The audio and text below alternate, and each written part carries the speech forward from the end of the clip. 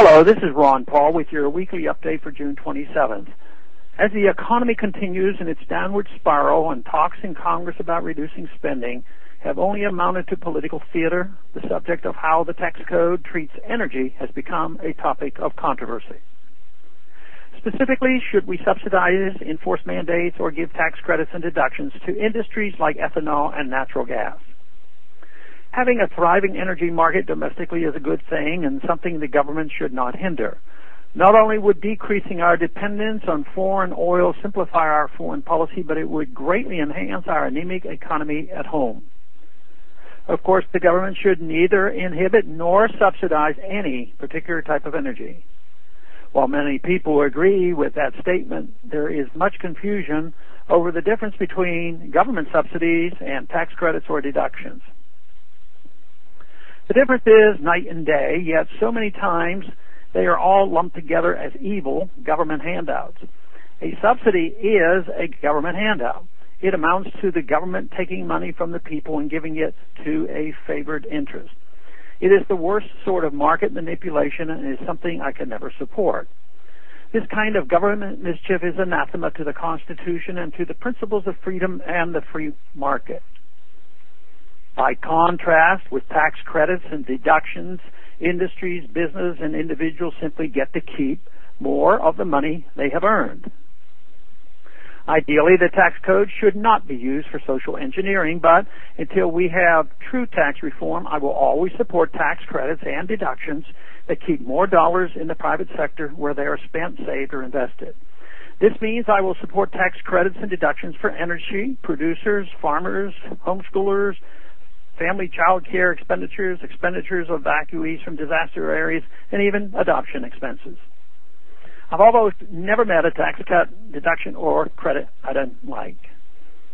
Any measure that keeps money in the private sector to spend, save, or invest rather than allowing the government to waste or misallocate it is a win for the economy.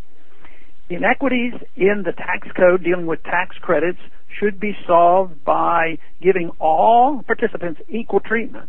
Removing tax credits is nothing more than a tax increase. I oppose ethanol mandates because I do not think anyone should be forced to use or buy ethanol.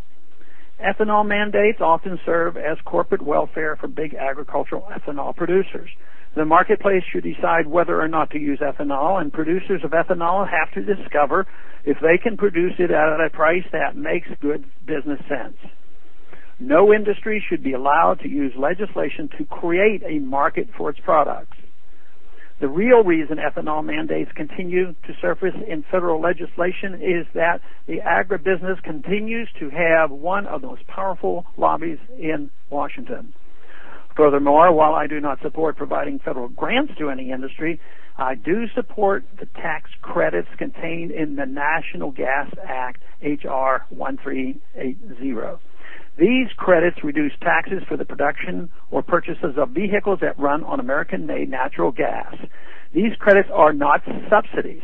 Of course, we should repeal federal barriers to energy production and reducing taxes on all forms of energy.